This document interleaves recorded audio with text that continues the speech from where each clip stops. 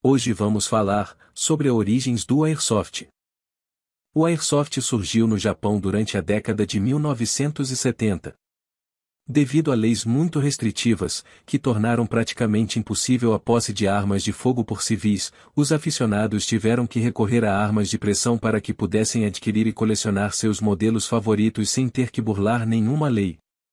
Assim, quase todas as armas de Airsoft são feitas à semelhança de armamento real, aparência, modo de operação, em alguns modelos até mesmo um peso aproximado e o material de fabricação, incluindo muitas vezes acordos contratuais com fabricantes, para a aplicação de logomarcas originais. Na maioria dos modelos, a exatidão de medidas torna possível instalar todos os acessórios disponíveis para as armas de fogo verdadeiras, de coronhas, lanternas, apontadores laser, equipamentos óticos, etc. O resultado dessa atenção aos detalhes é que se torna muito difícil, mesmo de perto, discernir entre uma arma de fogo real e uma de Airsoft. Por esta razão é que, em diversos países, a legislação obriga a medidas restritivas, como o uso de cores marcantes no corpo da arma ou, como é o caso do Brasil, a instalação das ponteiras de cano na cor vermelha ou alaranjada. O jogo é bastante popular em vários países asiáticos, como o Japão, China, Taiwan, Coreia do Sul e Filipinas, onde armas reais são difíceis de obter devido a leis locais. Devido a isto, a maior parte das armas de Airsoft e acessórios são fabricados nestes países. Atualmente existe um crescente interesse no Ocidente, especialmente nos Estados Unidos, Canadá, Reino Unido, Alemanha, Suíça, França, Espanha, Portugal, Finlândia, Itália e Bélgica. Recentemente, alguns grupos praticantes desse esporte estão buscando a sua inserção na atividade conhecida como reconstituição histórica de batalhas e ou missões militares mais recentes, como as da Segunda Guerra Mundial e da Guerra do Vietnã. Airsoft em Portugal. Em Portugal começou a praticar-se de forma mais efetiva desde finais dos anos 90, sofrendo uma forte expansão no início dos anos 2000. Para este fato muito contribuiu o pioneirismo das primeiras lojas portuguesas especialmente dedicadas à modalidade. Várias equipes fizeram história e contribuíram em grande escala para o desenvolvimento da modalidade em Portugal.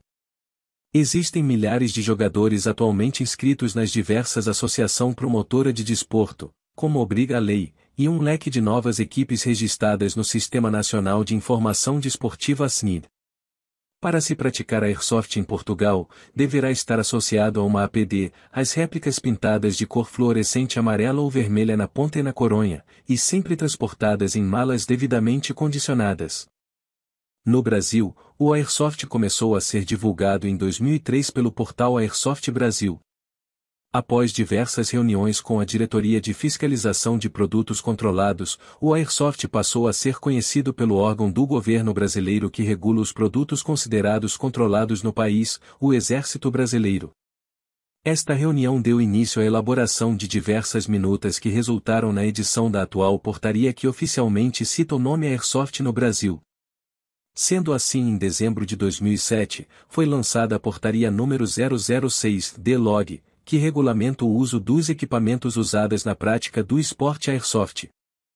Em fevereiro de 2010, o Exército Brasileiro publicou então a Portaria 002-COLOG, que revogou a portaria anterior e passou a exigir que as armas de pressão de Airsoft tenham a extremidade pintada de laranja ou vermelho vivo para diferenciá-las das armas de fogo. Graças à portaria e ao aparecimento de lojas nacionais, a comunidade dos jogadores está cada vez mais ativa e crescente, e o esporte tem sido mais divulgado, o qual já conta atualmente com centenas de jogadores. Tecnicamente, no Brasil, armas de Airsoft são classificadas pelo Exército como armas de pressão, sejam elas por ação de mola ou ação de gás. A aquisição das armas pode ser feita por pessoas maior de 18 anos em lojas autorizadas pelo Exército. Para armas a gás exige-se um registro adicional do comprador perante o Exército, chamado de CR, Certificado de Registro. Portanto, no Brasil não é correto chamar as armas de Airsoft de simulacros nem de marcadores, posto que simulacros não têm capacidade de tiro, e marcadores não possuem definição legal em lei. Em 5 de junho de 2017, a Portaria número 56 decreta o fim da obrigatoriedade de CR para aquisição de armas de pressão de gás GBB.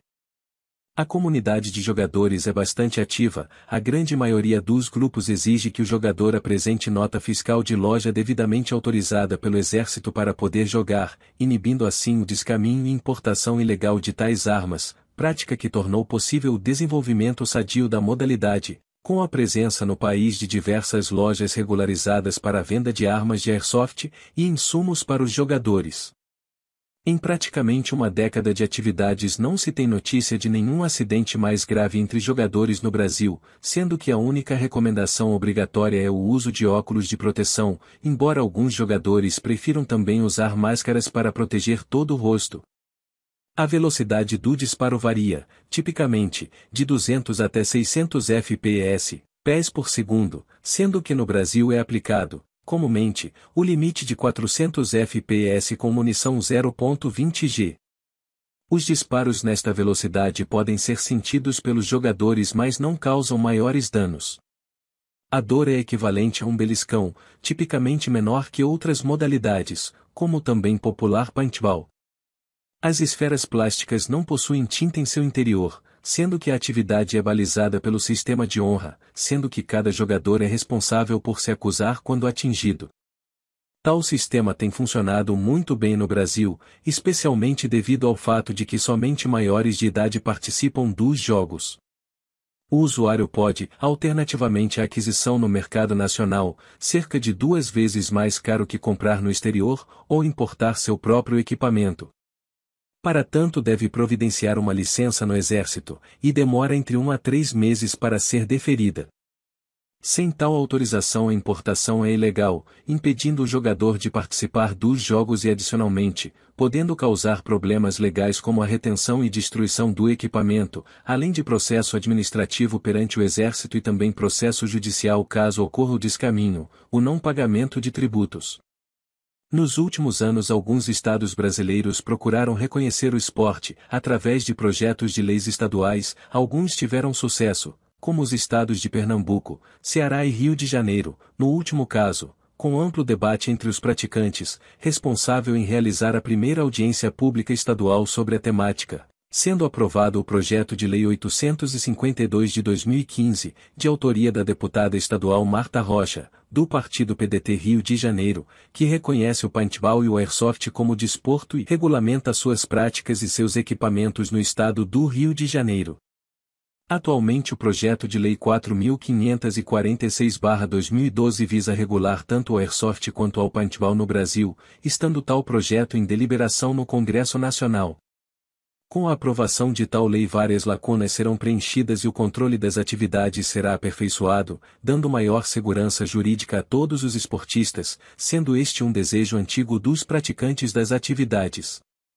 Em novembro de 2016, uma ideia legislativa enviada por um cidadão de São Paulo para o portal E-Cidadania do Senado Federal pedia a regulamentação para marcadores de airsoft e dispensa do certificado de registro. Após atingir 20.000 apoios de outros internautas, a ideia foi encaminhada para a Comissão de Direitos Humanos e Legislação Participativa.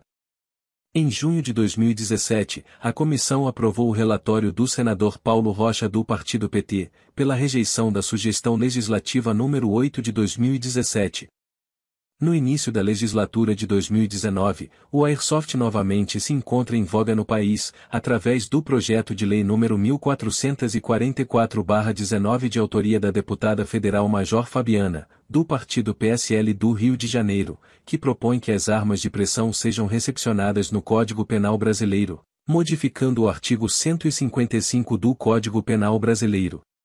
Atualmente, o projeto de lei se encontra em uma das comissões especializadas da Câmara dos Deputados. Nota: réplica é o termo de uso corrente na literatura internacional.